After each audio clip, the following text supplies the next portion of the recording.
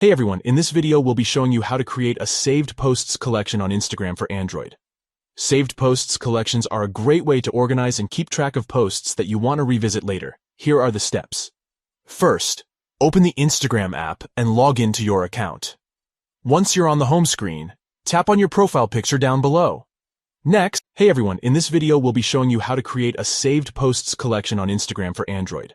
Saved posts collections are a great way to organize and keep track of posts that you want to revisit later. Here are the steps. First, open the Instagram app and log into your account. Once you're on the home screen, tap on your profile picture down below. Next, tap on the three stacked lines in the bottom right-hand corner.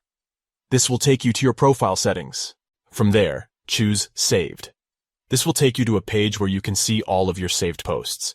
To create a new collection, press the plus icon on the top right. You can then name your collection whatever you'd like. For example, you could create a collection called Food, Travel, or Inspiration. Once you've named your collection, press the check icon to save it. You can then start adding posts to your new collection by tapping the bookmark icon underneath any post and choosing the collection you want to add it to. It's important to note that you can create as many collections as you'd like, and you can add posts to multiple collections if you'd like.